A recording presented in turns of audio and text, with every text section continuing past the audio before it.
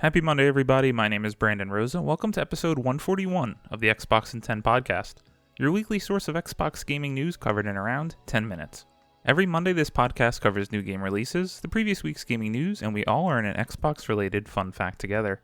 This show is on YouTube and podcast services around the world, so please subscribe on your favorite and leave a review. Xboxin10.com, no numbers, is your quick source for links to all of our podcast destinations and social media profiles, which you can follow at Xboxin10. To start, let's talk game releases. It is February, and it is a huge game for game releases. The big games out last week included Life is Strange Remastered Collection and Dying Light 2 Stay Human.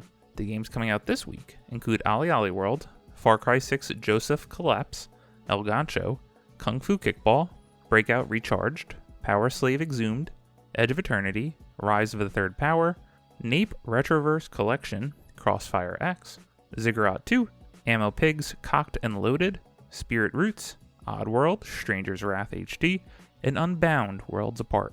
A plethora of new games are coming soon and are out now on Xbox Game Pass. These games are as followed. Available on cloud and console, you can play Contrast. On cloud console and PC, Dreamscaper. Cloud console and PC, Telling Lies. On February 10th, you can play Besiege on cloud console and PC. Also on February 10th, you can play the following: Crossfire X on console, Edge of Eternity and Skull the Hero Slayer on cloud console and PC, and The Last Kids on Earth and the Staff of Doom. On February 14th, you can play the following two games.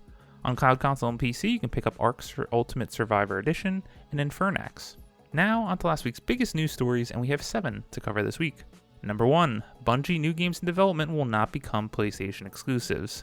Matt Kim at IGN writes, Sony has announced that it will acquire Bungie for $3.6 billion. As with many of these blockbuster acquisitions, there are questions regarding what this means for the future of that studio when it comes to exclusives. According to Bungie, future games in development will not become PlayStation exclusives. Following news of the acquisition, Bungie released a Q&A addressing some common questions players and fans might have for the future of the company. One of the big questions is whether Bungie's future games currently in development will become PlayStation exclusives, to which Bungie responds flatly, no. Quote, no, we want the worlds we are creating to extend to anywhere people play games. We will continue to be self-published, creatively independent, and we will continue to drive one unified Bungie community, end quote. Bungie is currently developing a new franchise. Last we heard, the studio is hoping to become a multi-franchise company by 2025, meaning Bungie is aiming to have at least one new franchise to go alongside Destiny 2, which the studio continues to develop. Destiny 2, for that matter, will also remain multi-platform, and Bungie released a roadmap detailing the future of the franchise after Sony's acquisition. The studio recently expanded its HQ, with plans to tell new stories in the Destiny universe and create entirely new worlds to be announced IPs. So Bungie's plans are by no means secret, but according to Bungie, these would be franchises will be multi-platform after the acquisition. Obviously, major, crazy news stories are nothing of old now in January 2022. We've had some of the biggest deals in the gaming history, one of which was this week in which Sony bought Bungie. My initial concern was the future games. Would they crank out a Destiny 3 just to have it exclusive? So I'm very surprised to see that they will not. We will not be missing out on anything on Xbox, which is such a huge sigh of relief, at least for now. Who knows where that goes in the future? If Xbox plays hardball with Activision's purchase and makes Call of Duty exclusive, will Sony turn around and make it exclusive? Apparently, part of the deal is firm with Bungie in that these will not be the case, that they will remain multi-platform, but the future of this is all far away, so time will tell. Number 2, Microsoft CEO doesn't see Activision Blizzard acquisition being blocked. Matt Purslow at IGN writes, Microsoft CEO Satya Nadella has said that he doesn't believe Microsoft's acquisition of Activision Blizzard will be blocked by the US Federal Trade Commission. Talking to the Financial Times, Nadella said that the deal would only place Microsoft as the third largest player in the video game industry, and the fragmentation of the market would prevent them from gaining a monopoly. Quote, at the end of the day, all the analysis here has to be done through a lens of what's the category we're talking about, and what about the market structure, end quote, said Nadella. Quote, even post this acquisition, we will be number 3 with sort of low teens market share, where even the highest player is also in the teens for market share. It shows how fragmented content creation platforms are, and so that's the fundamental category. Yes, we will be a big player in what is a highly fragmented place, end quote. Should the deal go ahead, Microsoft will still be behind Sony and Tencent in terms of industry size. Nadella also noted that distribution is an important factor to consider and that Microsoft is currently not even the biggest games provider on its own operating system. Quote, also the analysis will have to extend to say, why are these content companies trying to become bigger? It's because the place where the constraints really are is distribution. The only open distribution platform for gaming content, guess what, is Windows. The biggest store on Windows is Steam, it's not ours. People can go do any payment instrument, whereas all the other gaming distribution platforms are closed, end quote. The Microsoft Activision Blizzard buyout will be investigated by the FTC, which reportedly has concerns around big tech companies such as Microsoft. The US Commission has recently sued to block 2 major tech takeovers: Nvidia's purchase of ARM and Lockheed Martin's takeover of rocket engineer manufacturer Aerojet Rocketdyne Holdings. Well, this is a story that I can't really speak to too much, but I did want to make everyone aware that I guess there is an opportunity or chance in which this purchase does get blocked.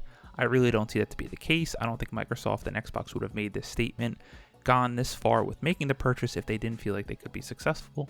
But again, as in the last story, time will tell. Number 3. Double Fine head Tim Schafer says its next game won't be a sequel or adaptation. Ted Litchfield at PC Gamer writes, Double Fine studio head Tim Schafer recently gave an interview to IGN's Ryan McCaffrey, fresh on the heels of Psychonauts 2 winning Game of the Year and Schafer himself receiving the Andrew Yoon Legend Award at the 2022 New York Game Awards. In the interview, Schafer provided some insight into the course of his career, Double Fine and its relationship with Microsoft, and what's next for the studio. Schafer strongly emphasized that Double Fine's next project or phase of projects would be completely original ideas as opposed to any sequels or adaptations of pre-existing properties. Quote, our first big follow-up is to a big story with Psychonauts 2, end quote, he explained. Quote, I think it leads me to want to do new original stuff, end quote. Schafer was firm on that point even with the temptation of having his revenge on 90s adventure game giant and LucasArts rival Sierra by taking over their King's Quest series now owned by Microsoft. So I really enjoyed my time with Psychonauts 1. I got to the very end and then got distracted with life stuff. I'm very intrigued to finally check out Psychonauts 2, it's good to see them getting more awards, and I wanted to highlight this story because a lot of people have been pegging Double Fine to try and bring back Banjo-Kazooie. Seeing how creative Tim Schafer and that mind is, I am personally a fan of them trying for something new. So let's see what that's all about, and we should probably find out about it at least next year. Number 4, Infinity Ward is developing Call of Duty 2022. Matt Kim at IGN writes, a new year means a new Call of Duty, and this year's entry will be developed by Infinity Ward. To maintain Call of Duty's annual release cycle, Activision rotates development across 3 developers, Infinity Ward, Treyarch, and Sledgehammer, with other studios lending support. Infinity Ward is once again up to bat, having previously developed 2019's Call of Duty Modern Warfare as the ongoing Call of Duty Warzone. Infinity Ward's official Twitter account confirmed the news by tweeting that a new generation of Call of Duty is coming soon, along with the words, "Stay frosty." This could mean that Infinity Ward is working on a sequel in the Modern Warfare series, given the 2019 reboot was met with positive reviews and commercial success. Leaks previously suggested that the next Call of Duty is indeed a Modern Warfare sequel, and that 11 studios are hard at work on it. As far as features and storylines, Activision is keeping those under wraps. In the latest financials, Activision simply says that Infinity Ward is, quote, working on the most ambitious plan in franchise history with industry-leading innovation and a broadly appealing franchise setting, end quote. Me, I'm very excited about this. I still have not played Call of Duty Vanguard. I kind of regret adding to their numbers and purchasing it, considering I haven't touched it. But I really loved the story in Modern Warfare, so I'm excited to see if they do a sequel with it and what they can do. Number 5, Rockstar finally confirms it's working on the next Grand Theft Auto. John Porter at The Verge writes, a new entry in the Grand Theft Auto series is in active development, Rockstar Games has confirmed. Quote, we are pleased to confirm that active development for the next entry in the Grand Theft Auto series is well underway, end quote. The company wrote in a post on its website. In the more immediate future, GTA 5 and Grand Theft Auto Online will release on PS5 and Series X and S on March 15th. The popularity and profitability of GTA 5's online component has meant that there's been an unusually long wait for a sequel. The game originally released for the PS3 and Xbox 360 in 2013, over 8 years ago. In contrast, GTA 5 released a little over 5 years after 2008's GTA 4. Quote, with the unprecedented longevity of GTA 5, we know many of you have been asking us about a new entry in the Grand Theft Auto series, end quote, Rockstar Games writes. Quote, with every new project we embark on, our goal is to always significantly move beyond what we have previously delivered, end quote. Surprise, not surprise, they're working on the next entry. We shall probably not see this game for at least another year, considering this huge success of Grand Theft Auto 5 and GTA Online. I think we're going to be in for a very different looking GTA 6 to previous games in the series, given just how popular and crazy money machine that GTA Online has been. Number 6, Battlefield 2042 Season 1 delayed, more details revealed. Ryan Dinsdale at IGN writes, Battlefield 2042 Season 1 has been pushed back to early summer 2022, so developer DICE can focus on resolving current issues in the game. The decision was made, quote, to bring the game up to the highest standards, end quote, according to senior producer Ryan MacArthur, who published a blog post on the game's website. Battlefield 2042 was released in November last year with a number of issues including server connectivity and UI problems. A seasonal battle pass will add new playable characters and maps, but DICE didn't confirm a timeline or when Season 1 will begin. MacArthur said, quote, we are heavily invested and committed to the future of Battlefield 2042, working on taking action on multiple fronts to address feedback and implement extensive fixes to the game, key features that are important to you, and getting team play where it needs to be, end quote. Pushing back Season 1, quote, gives us the time to focus on improving the Battlefield 2042 experience when finalizing the development of our seasonal content, end quote, he added. The blog post gave an in-depth explanation as to how these improvements will be made, starting with features DICE wants to implement as soon as possible. What a fall from grace. As I've mentioned on the show, I was so excited for Battlefield 2042. I regret my pre-order. I should have just took advantage of the 10-hour trial that you got as part of EA Play as part of Xbox Game Pass Ultimate, because I've played about an hour and a half of the game. The beta just did nothing for me. I should have learned my lesson with that. This game has been hugely disappointing in terms of financials from EA since they didn't even mention it in their ending report.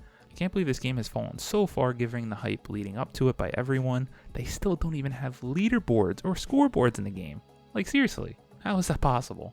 Hopefully for the players and the hardcore fanbase they can get this game right, but it seems like that is a long ways away. And number 7, live action Halo TV show release date revealed in new trailers. Emma Roth at The Verge writes, Paramount Plus debuted 2 new trailers for the long-awaited live-action Halo series, revealing its fast-approaching March 24th, 2022 release date. The first video is a 1-minute teaser that previews the longer trailer originally set to debut during tonight's AFC Championship game between the Kansas City Chiefs and Cincinnati Bengals. It flashes between clips of the live-action series and both teams on the field. At around the 52-second mark, you can hear the announcer state the fast-approaching release date. Had to highlight this, go check out the trailer if you're a fan of Halo, which means you've probably already seen it. Gotta admit, I did not think it looked that great. I feel like everyone online was really excited and liked the visuals, but it just seemed budget to me. I understand what we're working with in this series. I'm obviously going to watch it as soon as it launches on March 24th, but I'm not excited. Hopefully, I'm pleasantly surprised as my expectations are quite low now. As always, we end our show with a fun fact about Xbox, and given all the recent news with Star Wars games, I thought we'd talk about and just run through the list of every Star Wars game that's currently in development. Credit to Jordan Serrani at IGN. Starting up, we have LEGO Star Wars The Skywalker Saga, which is coming out on April 5th of 2022. Star Wars Hunters, coming out on mobile in 2022. Star Wars Jedi Fallen Order 2, cannot wait for this game, the release date to be announced.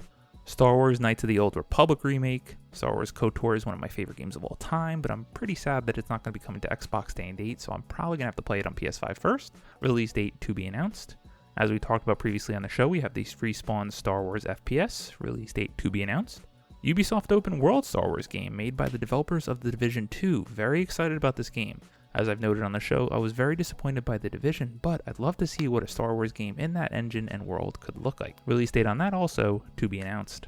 We also have Star Wars Eclipse, which seems to be having some trouble with development. We haven't talked about it on this show, but there's some rumors coming out that they might be in some trouble and that this game is very long away. However, I absolutely love that reveal trailer. Give me this game as soon as possible, if it can live up to that cinematic tease. Release date to be announced. And lastly, Respawn and BitReactor Star Wars strategy game made by people formerly of XCOM. Strategy games have never really been my thing, but I did love Mario Rabbids, and I love Star Wars IP, so let me see what this game's all about. Release date to be announced. Thank you all for listening to the Xbox in 10 podcast, a weekly source of Xbox gaming news covered in around 10 minutes. If you like the show, please subscribe on your favorite podcast service, share it with your friends, leave a review, and follow on all social media at Xbox in 10. This past week I've had no time to play games, but I'm recording this before 2 of my friends come over for the weekend. We're going to be bouncing around a couple of different platforms, so we'll see what we get our hands on. My name is Brandon Rosa. You can follow me on Xbox at Brosa93. Hope you all have a great week, stay safe, and keep on gaming.